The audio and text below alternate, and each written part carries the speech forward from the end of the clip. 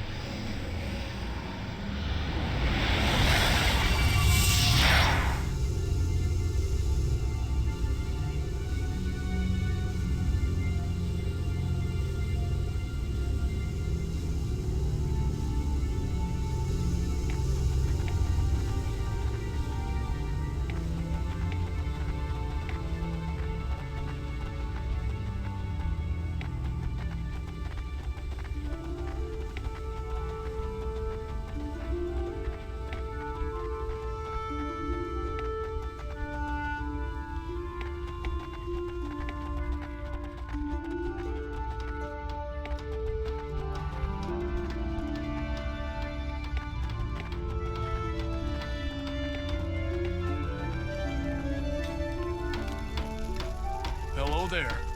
If you want equipment, you should talk to... Wait a minute. You are that mercenary, are you not? Well, by Ziria's spear, I just received a package from my brother Feldmer for you. He wanted me to thank you for helping him. Ah, a fine hero you make too. Though you might make a better one if you had a real hero's weapon to match.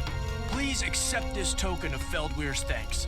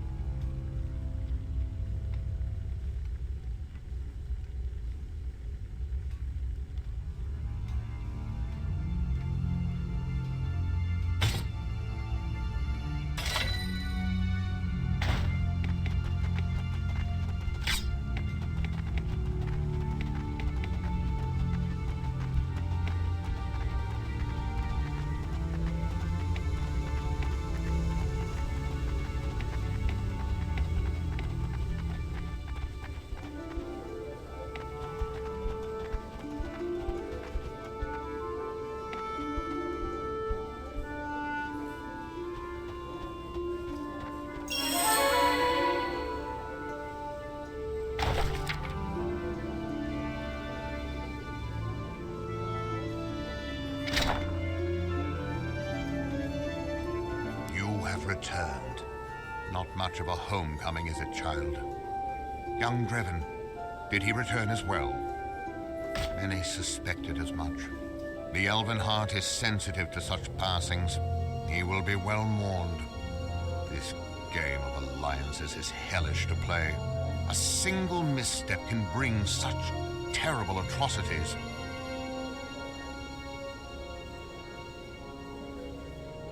Times have changed, my child. You have been away too long to see it, but our role in this war has weakened. At one time, Valdis sought our counsel. He has gone too far now. The power of the sword has consumed him, mind and soul. The tie is severed. Never will the elves bow to the whims of a madman. Valdis does not listen to reason now. He demanded the relic we have held within our shrine for generations. Even had he spoken courteously as he did once, I would not have given it to him. Still, it did not matter, as the princess had come and taken it already.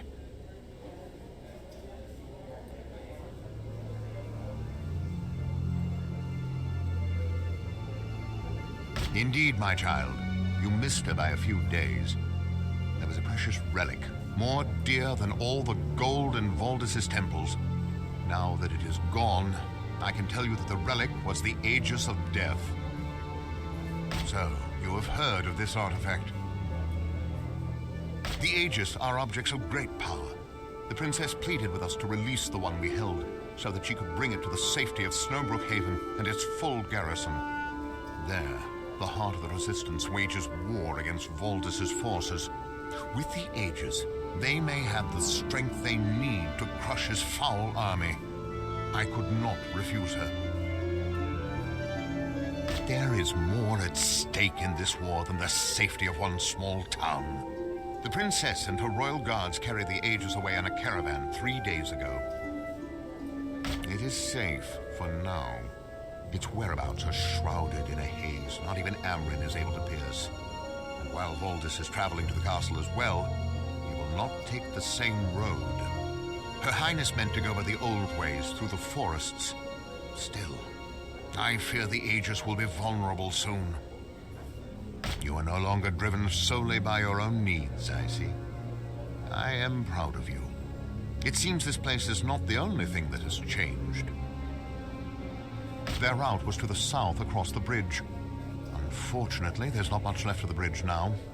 It has been all we can do just to keep the fires from consuming the town completely. They will not be extinguished by mundane means, I am afraid. Aye, she lives here still. Finola could perform that duty, were she not already occupied. She has taken it upon herself to travel to the Elenlu Isles. She means to activate the ancient Prism of the Elves and save this town.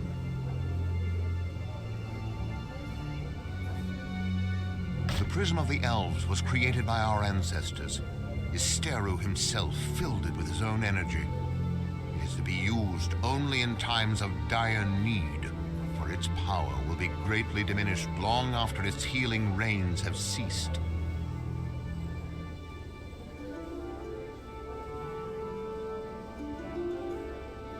You have my blessing, then. I will order the North Gate to be unlocked for you. One more thing, my child. You may want to stop by Dreven's childhood home. His sister, Driangel, received a letter from him a few months ago, addressed to you. His Stara be with you. Make haste.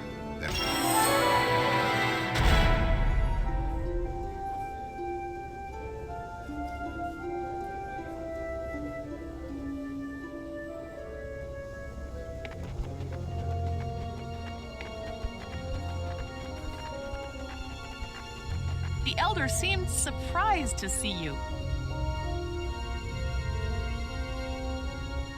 You were sick of the same old town, I imagine. I know that feeling.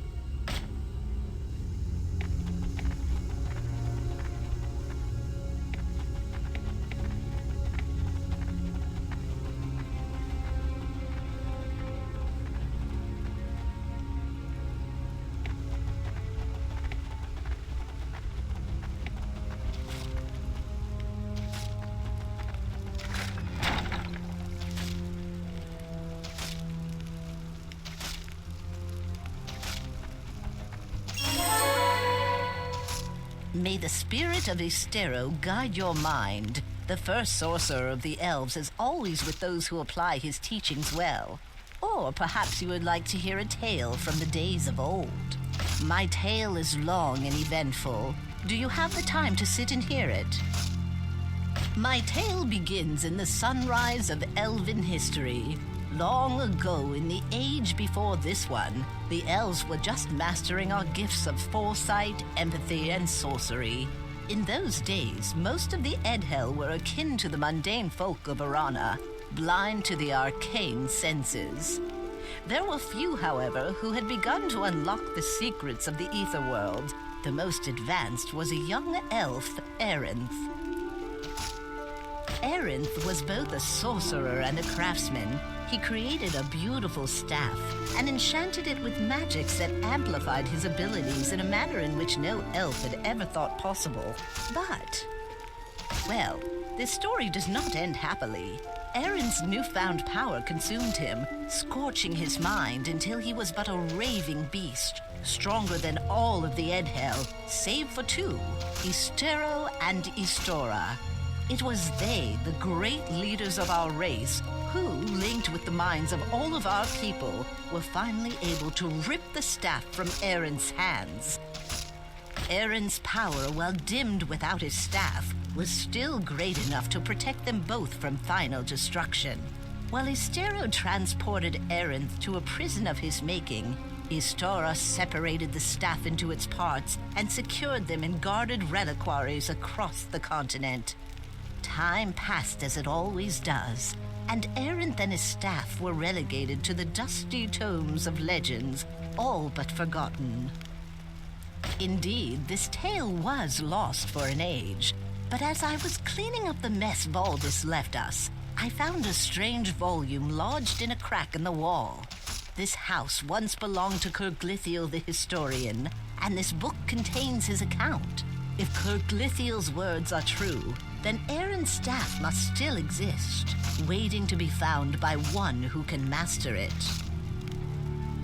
That is not an outcome I have seen, Melonomin. Besides, your strength of will is very great. So, will you attempt to find the pieces of Aaron's legendary staff? I am certain that I can reassemble and return it to its former glory. Good. I have copied what I need from this book. You may take it. Perhaps it will help you locate the reliquaries containing the staff fragments. It mentions 3. 1 for the focusing stone, 1 for the jeweled shaft, and 1 for the carved rod. Alas, I do not. I am sorry that I cannot offer you more help.